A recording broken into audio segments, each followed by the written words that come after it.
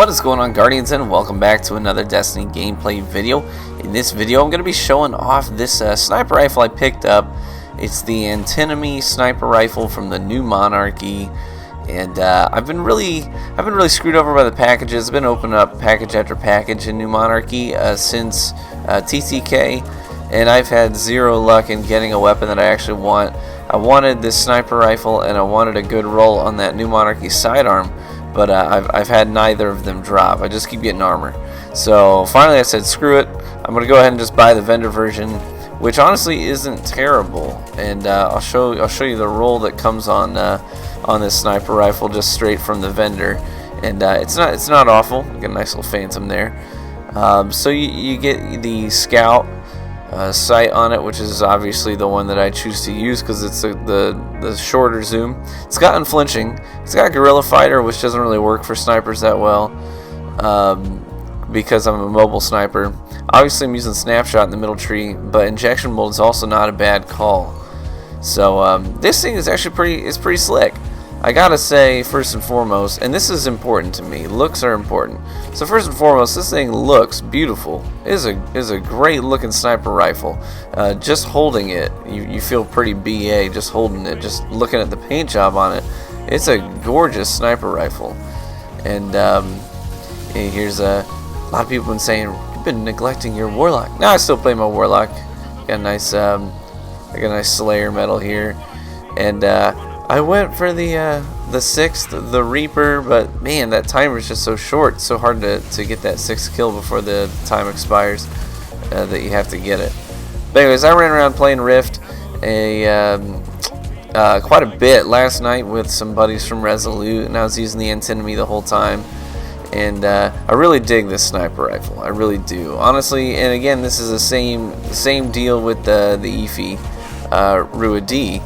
Is that I love the gun, but what I don't love is the reticle itself. You know, I really hope that Bungie decides to change the reticles just a smidge on these Haka and Amalon. Honestly, the Haka and the Amalon sniper rifles, but the reticles are they're too big. They don't give you a dot in the middle, which is exactly what you need. And I know that sights like this do exist in real life. You know, they have the circle sight that shows you sort of the space around the center, but those, I've never seen one of those sights on a precision rifle. On something like an AR, yeah, but you know, you think about like the ACOG sights, but I've never seen something like that on a precision rifle. You always have you know, the crosshairs or a dot reticle of some kind. But anyway, so I wish they would change that. It's kind of confusing sometimes when you ADS, and I've actually started to aim a little bit more by feel than by sight, sort of the conjunction of the two. But I really wish they would change that. Now, of course, everyone's going to ask, okay, what's the aim assist value on this gun? It's 69, and you know, people are already just going to be like, nope, no, that's not a skill gun. 69 aim assist, same as the Defiance and Yasmin. Quite honestly, everyone's running around with 1,000-yard stares. Not even the most skilled sniper is going to be able to tell the difference between the amount of aim assist that's on this gun and the amount of aim assist that's on a 1,000-yard stare with a short gaze. You're not going to be able to do it. You're talking fractions upon fractions of a second, and I don't care who you are, you're not tuned enough to be able to detect that difference. So that's not a big deal. It's not a big deal. I know people like to make a big deal out of aim assist. I don't. You know, I might even refer you to MTash's video on aim assist, and just because of his personality, he can get away with being brash and in your face with his opinions and breakdowns of stuff, and that works for him. I wouldn't have the bravery to do it the way that he does it, but he pulls it off. He makes it work because that's him and that's his delivery style. So if you want to see a brash response to the whole aim assist argument, you can feel free to go check out his channel. I think he posted it, I want to say like a week and a half ago, something like that. But I was just kind of laughing the whole time because I know Tash, he's a friend, and his delivery style is so in your face, it just makes me laugh. But it works for him. I couldn't pull it off. This match here was a fun match. This was against a full team of 3, and they were actually pretty skilled guys. They were blinking and jumping and sliding through doorways. See, blinking through these the openings because he knows I'm trying to get a snipe.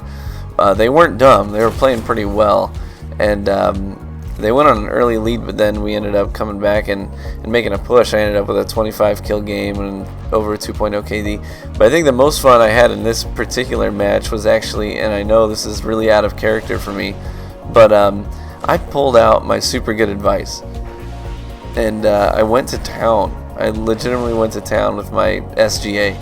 And this is actually not a terrible heavy machine gun, surprisingly. Like, I thought this thing was supposed to suck. I haven't tried it since they updated it. So I pulled it out because I used to have fun running around with this thing. And anyways, long story short, I was like, holy cow, I'm actually having fun using heavy ammo. This gun is a lot of fun. So I went on a 10 kill streak after a nice jump fail there. I admittedly don't play Warlock as much as Titan anymore, so the jump itself is so dramatically different that sometimes I just end up doing really derpy things. But I've been playing some Voidwalker.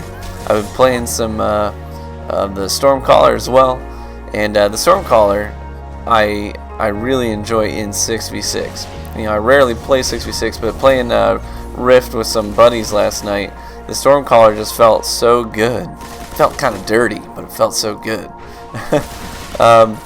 And I know I have seen a lot of people complaining about Stormtrance in general, the length of the super. I think that in general the length of the super is fine.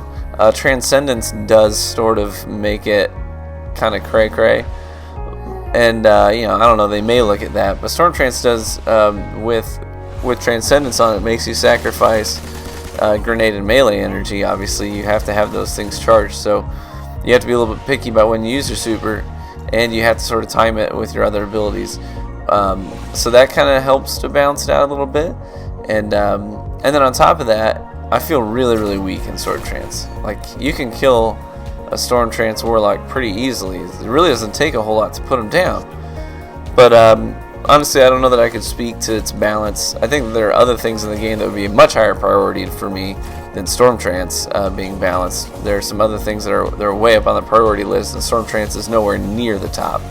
So this Blade Dancer was derping out. I think I got lucky here. I think he probably hit me once or twice, to be honest, but I made it work. Thanks for stopping by, guys. Try out this Antinomy. Go pick one up if you haven't already. It's kind of a fun gun. So we'll catch you in the Crucible.